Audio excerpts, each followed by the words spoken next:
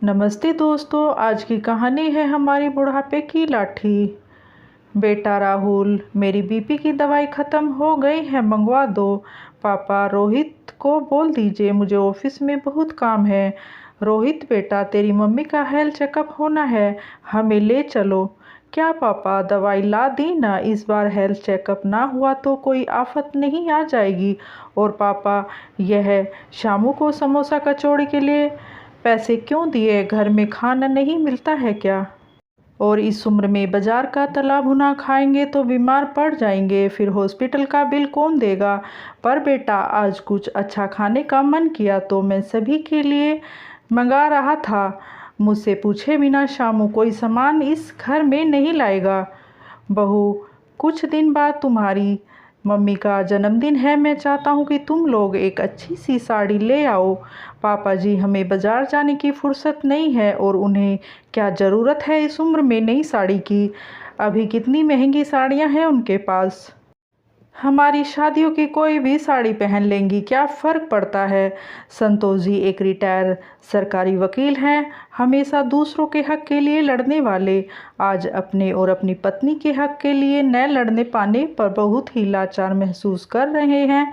जब भी कोई काम वह अपने बेटों या बहुओं से कहते तो साफ मना कर देते, या फिर ला कर देते भी तो एहसान जता कर, जो कि संतोष जी को बिल्कुल अच्छा नहीं लगता था। संतोष जी ने पूरा जीवन इसी घमंड में निकाल दिया कि दो बेटे हैं, बुढ़ापे की लाठी बनेंगे, पर वे अब जिम्मेदारियों से जी चुराने लगे।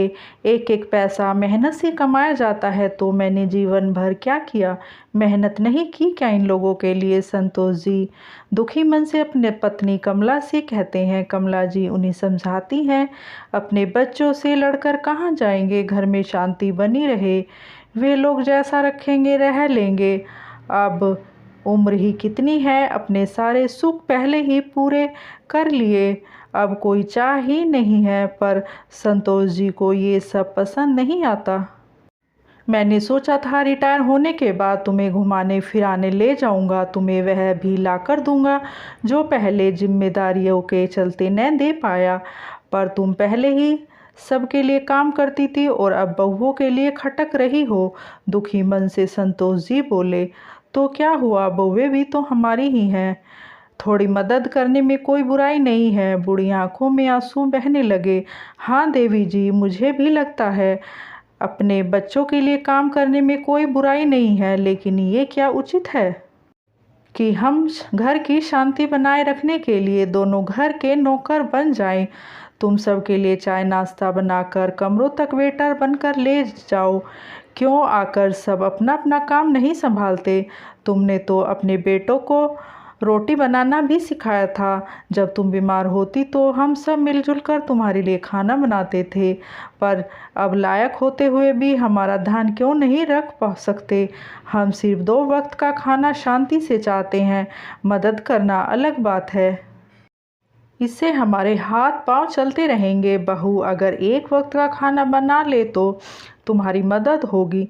मैं तो कहता हूँ तुम अब बस करो, खाना बनाने वाली लगा लो, किसी को परेशान मत करो। संतोष जी और कमला जी पार्क में बैठे बैठे चर्चा कर रहे थे कि अरुण, जो कि संतोष जी की पेंशन के कागज पूरे करा कर लाया था, जो कि कुछ वक्त से अटके पड़े थे। अंकल आंटी जी प्रणाम। और उन्हें पहले से जानता था। संतोष जी ने उन्हें पढ़ाई के लिए पैसे न होने की स्थिति में उसकी मदद की थी। मैं पूजा के लिए फूल ले लेती हूँ, आप लोग बात कीजिए। अपने आंसू पोंछते हुए कमला जी चली गई। अंकल जी, कोई परेशानी है? अरे नहीं बेटा, जीवन है तो कुछ न कुछ तो चलता ही रहता है। संतोष जी बड़े भले इंसान थे, आसानी से बताने वाले नहीं थे अपने घर की समस्या। माफ़ कीजिए अंकल जी, मैंने आप दोनों की बातें सुन ली।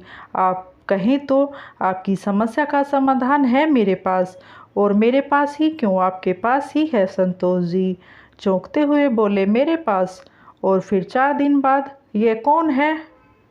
राहुल, मैंने हेल्थ चेकअप करने के लिए बुलाया है, ऑनलाइन बुक करके। अब तुम्हारा वक्त बर्बाद नहीं होगा, मैंने खुद ही बुक किया है। दोनों बेटा बहू सुनकर चुप रह गए, अब बोलते भी क्या। अगले दिन बेटा बोला, समोसे कचौड़ी क्यों मंगवाए हैं आपने? कौन लाया है? राहुल चिल्लाया। संतोष जी बोले, मैंने मंगवाया है, हम दोनों की रिपोर्ट नॉर्मल है और हमने शामू से नहीं मंगवाया, हमें होम डिलीवरी कराई है घनश्याम हलवाई के यहाँ से। चाहो तो तुम लोग भी खा सकते हो। फिर बेटा और बहू चुप रह गए। मम्मी पापा, हम लोग इस वीकेंड पर घूमने जा रहे हैं, आप दोनों घर पर अपना ख्याल रखना। उन्हें अपनी माँ का जन्मदिन भी याद नहीं था। राहुल और रोहित, मुझे भी तुम्हें यही कहना था, वीकेंड पर मैं और तुम्हारी माँ शिरडी जा रहे हैं। रोहित बोला, पर आप लोग अकेले कैसे मैनेज करेंगे इस उम्र में? अरे, मेरे कुछ दोस्त भी जा रहे हैं, मैंने उनसे बात कर ली है और मेरा एक दोस्त तो शिरडी में ही रहता है और उसी ने कहा है कि सब लोग आ जाओ, सारी व्यवस्था वह अपने घर में ही कर लेगा। मुझे जम गया, सोचा तुम्हारी माँ का जन्मदिन भी वहीं अच्छे से मना लूँगा। हंसते हुए संतोष जी बोले। बहू बोली, इतना खर्चा? संतोष जी बोले, तुम लोग भूल रहे हो, मेरी पेंशन मेरे लिए काफ़ी है और आज से हम दोनों की दवाइयाँ भी ऑनलाइन ही आ जाया करेंगी। तुम लोगों का वक्त और पैसा बर्बाद नहीं करूँगा। बीते दिनों तुम लोगों ने बहुत अच्छी सीख दी है मुझे। उम्र कोई भी हो, आत्मनिर्भर रहना कितना ज़रूरी है। अपने पिता की ऐसी बातें सुनकर चारों शर्मिंदा थे। अरुण ने संतोष जी का कर्जा उतार दिया था। उन्हें उनके जीवन की नई दिशा और रोशनी देकर अरुण ने उन्हें कई ज़रूरी ऐप से अवगत कराया, जिससे उन्हें किसी पर डिपेंड रहने की ज़रूरत न पड़े। कुछ दोस्तों का साथ मिला तो वे आत्मनिर्भरता से भर गए। यह देखो बहू रानी, मैंने तुम्हारी सास के लिए यह चंदेरी साड़ी ऑनलाइन ऑर्डर की है, अच्छी है ना? इतनी सुंदर लाल साड़ी, सुनहरे बॉर्डर वाली साड़ी देख दोनों बहुओं का मुंह खुला का खुला रह गया। आज कमला जी फिर से रोने लगी। संतोष जी बोले, अरे अब क्यों रो रही हो? कुछ और चाहिए तो मंगवा देता हूँ। नहीं जी, ये तो खुशी के आंसू हैं। आज हमें बुढ़ापे की नई लाठी जो मिल गई है। इस कहानी से हमें यही सीख मिलती है कि उम्र कोई भी हो, हमें आत्मनिर्भर रहना ज़रूरी है। दोस्तों, अगर कहानी अच्छी लगी है तो आप लाइक करना और हमारे चैनल को सब्सक्राइब करना। धन्यवाद।